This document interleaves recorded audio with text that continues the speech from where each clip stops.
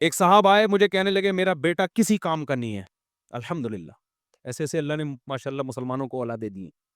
میں اس کی شادی کر رہا ہوں شاید کچھ بن جائے. میں نے کہا اگر نہیں بنا, بے روزگار ہے, کرتا ورتا بھی الحمدللہ. بہت سارے کیسز آئے ہمارے پاس, ایک کیس نہیں ہے یہ. حالانکہ میں تو صبح شام شادیوں کی ترغیب دیتا ہوں. ان کا خیال یہ تھا میں تو بولوں گا ماشاءاللہ یار یہ ہوتا ہے باپ, بچہ کسی کام کا نہیں ہے پھر بھی 4 شادیاں کرا دی اس کی, ماشاءاللہ. میں نے ایسا نہیں کہا اس کو. میں نے کہا نہ یہ کم بخت کچھ کر رہا ہے, کوئی ہلے جلے کچھ. چلو پھر اپنی ذمہ داریاں پوری کر رہا ہو, آپ کو بتائے آج نہیں تو کل اپنے پاؤں پہ کھڑا ہو جائے گا یہ, تو چلو اب میں تعاون کر دیتا ہوں. اپنی ذمہ داری تو یہ پوری نہیں کر رہا, پڑا رہتا ہے پوستیوں کی طرح. بہت سے بچے ایسے ہوتے ہیں کہ نہیں ہوتے. میں نے کہا اس کی شادی نہیں کرانا, پچھتاؤ گے, اگلے کی زندگی بھی تباہ ہوگی جو آئے گی. کہہ رہے نہیں یار اللہ نے چاہا تو انشاءاللہ یہ ٹھیک ہو جائے گا نکاح کے بعد. میں نے کہا اللہ نے اگر نہیں چاہا تو پھر تجھے پتا ہے کہ اللہ کیا چاہے گا. یہ بہت لوگ بولتے ہیں اللہ نے چاہا تو ہو جائے گا. ابے اللہ نے چاہا تو ہو تو جائے گا یقیناً, لیکن آپ کو یہ کیسے پتا چل گیا کہ اللہ یہ چاہے گا بھی؟ اللہ نے نہیں چاہا تو کیا ہوگا؟ تم نظر سے نظر ملاتے تو, بات کرتے نا مسکراتے تو, اختلافات ہوتے رہتے ہیں, آنا جانا تھا آتے جاتے تو. آگے ہے یہ ایک شعر, شاعر نے کہا ہے کہ آ بھی جاؤ کہ ہم بلاتے ہیں, تم بلاتے اور ہم نہ آتے تو. یہ شعر کا اس سے تعلق نہیں, صرف تو پہ میں نے سنایا. یہ جو میں نے بیان میں تو کا لفظ استعمال کیا نا, مجھے یہ شعر یاد ہے.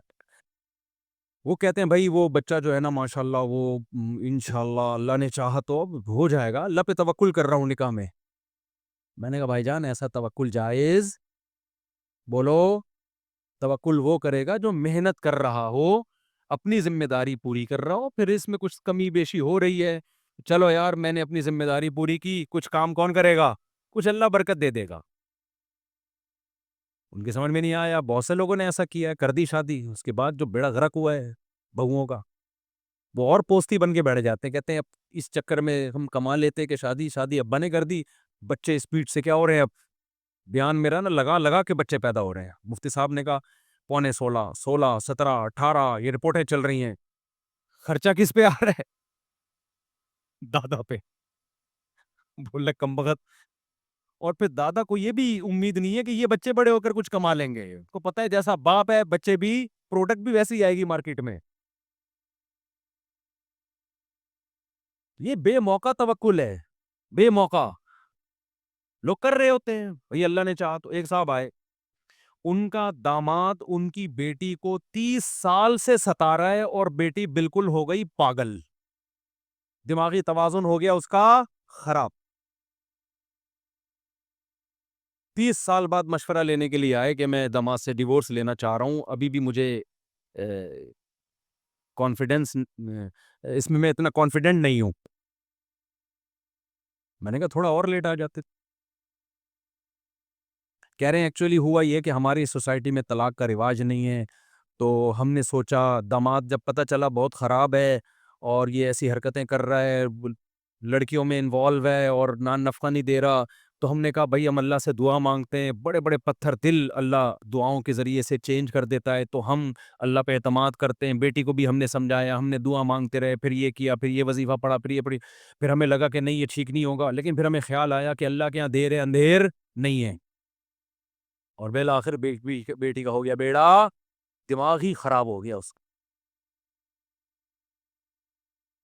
بھائی جان اللہ میاں کے ہاں دیر ہے اندھیر نہیں ہے, 100% درست. اس کا یہ مطلب نہیں ہے جو آپ سمجھ رہے ہو. اس کا مطلب یہ ہے کہ جب حدود اللہ پہ قائم رہنا ممکن نہ ہو, قرآن میں اللہ نے کہا ہے کہ علیحدگی اختیار کرو. جس اللہ نے یہ کہا کہ اللہ کے یہاں دیر ہے اندھیر نہیں, اسی اللہ نے یہ بھی تو کہا ہے نا کہ جب حدود اللہ پہ قائم رہنا ممکن نہ ہو تو کیا کر لو, وہیں یتفرقا یغنی اللہ کلا من سعتی, علیحدگی اختیار کرو گے اللہ دونوں کو غنی کر دے گا, ٹینشن نہ لو اس کی. طلاق بری چیز ہے لیکن ایسی شدید مجبوری میں تو اچھی چیز ہے, یہ بھی تو اللہ نے ہی کہا ہے. پھر جب آپ علیحدگی کا سوچتے, پھر آپ کو خیال آتا دوبارہ شادی کیسے ہوگی, تو پھر سوچتے کہ اللہ کے یہاں دیر ہے اندھیر نہیں ہے. یہ اس موقع پہ سوچنے کا جملہ تھا. یہ علماء نے لکھا ہے بعض صورتوں میں ڈیورس واجب ہے, طلاق نہیں دیتا کوئی یا نہیں لیتی عورت تو گناہگار ہوگی. ایسا نہ ہو کہ فری میں بلا وجہ یہ کام شروع کر دیں. جب یہ کنڈیشن ہو کہ مار دھاڑ سے ایک دوسرے کا سر پھاڑ رہے ہو, خودکشیوں کے خیالات آ رہے ہوں, تو اسلام کیا کہتا ہے؟ علیحدگی اختیار کرو, چپکا کے نہیں رکھو ایک دوسرے کے ساتھ.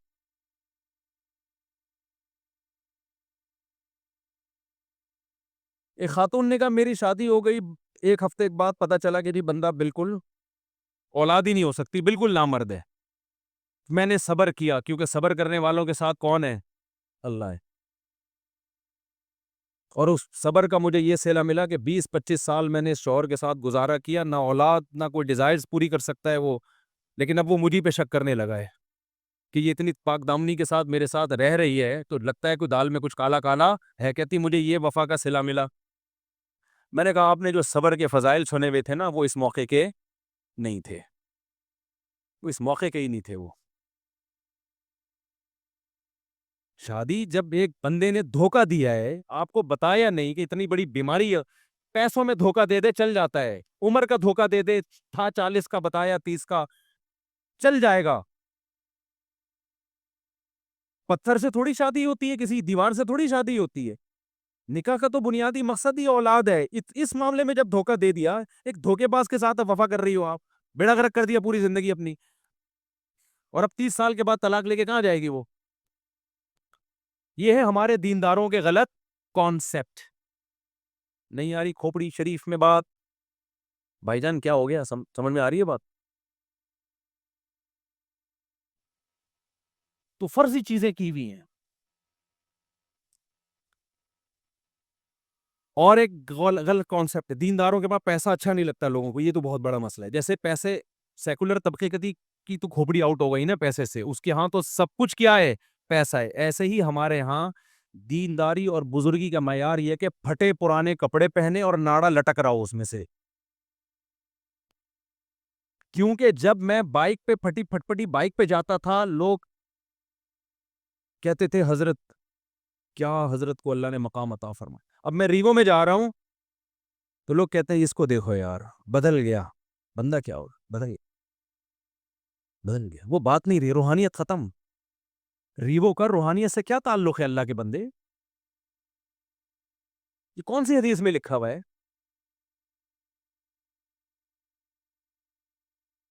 یہ سیلفیاں لے رہے ہیں, سیلفی لینے کا اس سے کیا تعلق ہے بھائی؟